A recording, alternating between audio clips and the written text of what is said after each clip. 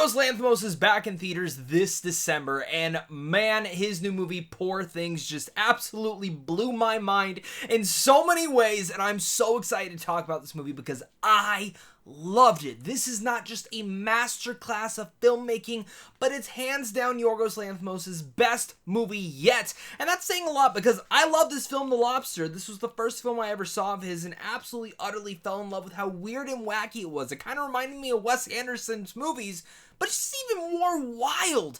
Then he made a film called Killing of the Sacred Deer, which I also really liked and introduced me to the world of Barry Keoghan. And well, here we are when he made The Favorite, which at that point in time, The Favorite was just one of the best films of that year. One of the best scripts, I thought that was as well. And now again, like I said, we have Poor Things starring Emma Stone, his second collaboration in a feature film. And my God, I am flabbergasted by this movie. And I think if you're watching this and you're not into films or like not a cinephile who likes these artsy-fartsy stuff, you're probably watching this going, this guy doesn't know shit. He has a terrible taste in movies. This is one of the worst films I've ever watched. Oh, brother, this guy stinks! Hey, funny guy! I got a joke for you! What smells rotten and puts people to sleep? And honestly, I'd probably understand that, but Yorgos Lanthimos just gets me. I always say it anytime I talk about his films. His film, his style, everything about his weird eccentricness is just my cup of tea in the weirdest and wackiest of ways. And Poor Things is absolutely everything to me because this film is the incredible tale about the fantastical evolution of Bella Baxter, a young woman who is brought back to life by the brilliant and unorthodox scientist Dr. Godwin Baxter. And Bella Baxter is played by Emma Stone, who I just utterly love. I think I've come to the conclusion that she is my favorite actress working today because every performance I see of hers is just, I mean, a godsend. It's incredible. La La Land, this, even Superbad, and Easy A.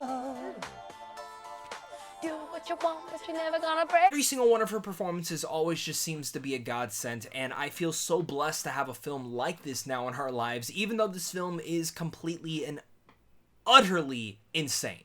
Like, I kept trying to think of, like, what is the genre of this movie? How can I explain it? Because everywhere I see on the internet, it's, like, described as a sci-fi romance, and I completely disagree with that. In a way, this is Yorgos Lanthimos' Frankenstein story, but it's like taking the Frankenstein concept of making a monster, but seeing how can that monster develop and evolve in a society that maybe just does not accept that person.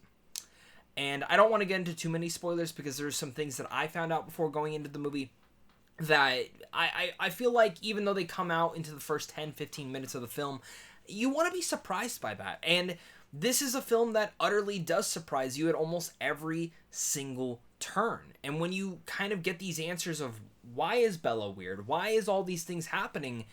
You get the sensation that this is, again, that journey line, that evolution.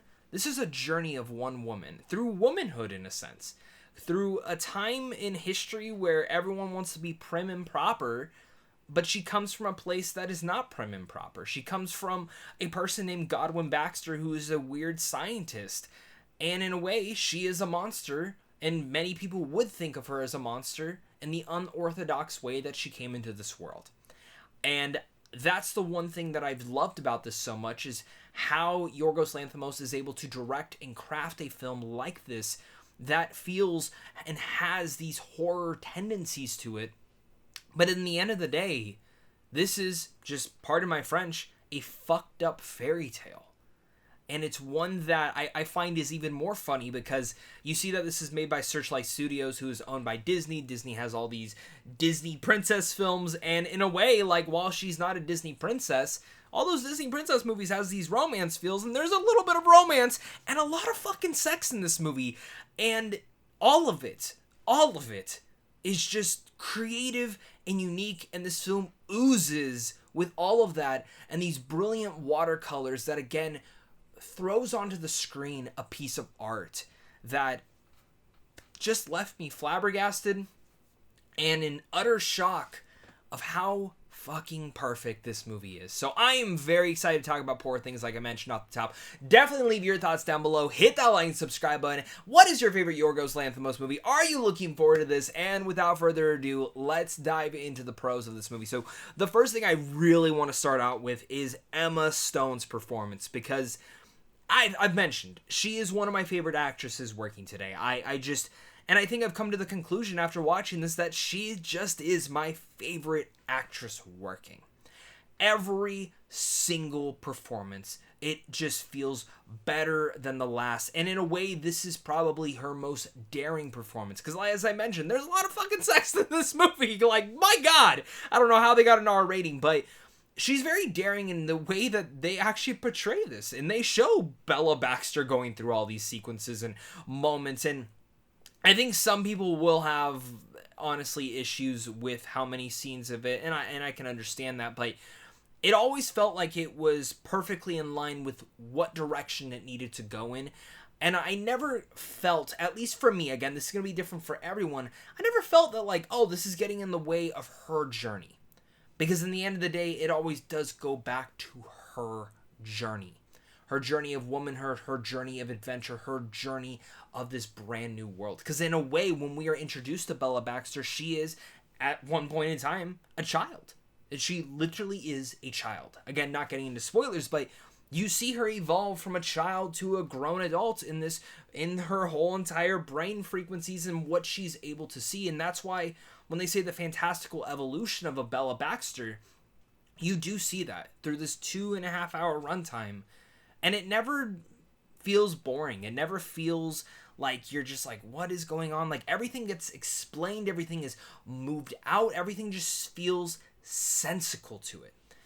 And I walked out of this movie finding myself saying that I feel like this is going to be like one of those instant classic movies where in 20 years, people are going to still be talking about this movie and the weird wackiness of it. But it's just a movie that you don't get made nowadays.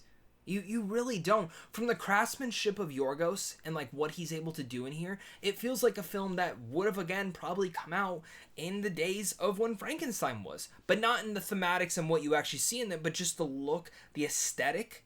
But then the actual concepts of it feels like something in the days of when Kubrick and Hitchcock were making movies at that length. And not to say that this film is as weird and gets like all theoretical in all those manners, but the film is deep in what it's trying to say. And I know I jumped right off Emma Stone, but her performance is absolutely daring. She is asked to do a lot of shit in here, a lot of weird stuff, and not just with the sex, but in general other things, and she brings that manner. This could have easily again turned into a Razzie type of film where people watch this and they're like, what am I watching? But when you see her clapping like a baby or walking like a child, you instantly like are not entertained, but interested with what is going on. And you continue to get answer after answer after answer. And I just find, again, the directing, the writing, the acting, everything is going off in all extreme ways. And it's so fun to come out of a movie and feel so powerful and so excited to talk about it. And I'm so excited to talk about her performance because I can't wait to watch this movie again. And it just feels like one of those films that instantly you do want to go back and rewatch. Sticking to the performances, I do want to mention Mark Ruffalo probably gives like one of my favorite performances of his entire career as well. And that's saying a lot because Ruffalo's been around forever, but this is just one of those, again, eccentric and unique things from him. Rami Youssef, I've never really seen him in too much of it. I haven't watched the shows that he's in, but he's great in here as well. Willam Dafoe, chef's kiss, perfection, loved his role. Christopher Abbott's also great, would have liked a little bit more of him in his storyline, but I think it was just enough for what we needed to see here. Last but not least, though, we're talking about the man, Yorgos Lanthimos. Like I said off the top, and all those different elements I was throwing out, he was able to craft a movie that very much feels like a fairy tale in so many different lights. And a lot of that can go to the technical achievements. I think the cinematography is absolutely mind-boggling amazing in this. And a lot of that is painted because of the production design and all the little things that it got away with. I would love to see a behind the scenes of how they made this movie. From the buildings, to the ships, to the water, to the landscape, to the skies, everything looks so fantastical. And it looks like something that would pop from an animated cartoon that you loved as a child, but it's all in live action. And it's honestly just flat out brilliant. And the way that that entire aspect brings to life this storybook telling is something that I've never seen in a live action movie before. And I think a lot of that goes to Yorgos Lanthimos' directing style and how he's able to bring that all to life. Make it feel lived in, make it feel real, never make it feel cheap. And alongside that, it's all the thematics. Every theme in here feels fleshed out and breathed into. And by the time the film ends, I was actually kind of shocked that the film was over. Not because it didn't end in a great way, because I think the ending is fantastic and I think very satisfying. I never left with a single question of what was going on or what happened to this character, or in general, where did all these things come from. I left with a sense of satisfaction. And I felt that that was the big part of it all. And I left a world that I just wanted to continue living in and to continue exploring and seeing what was going on. And alongside that, I mentioned that this film could have easily gone into like bad territory, but it never does. It always remains just enough serious and just enough humor, because this film is hilarious. There's a certain dance sequence between Mark Ruffalo and Emma Stone that I thought was just fantastic. There's an entire sequence at the start of it where, again, she's just this childlike nature. I'm really trying not to dive into spoilers, because I just want all of you to go into this movie and just get the same damn experience I did.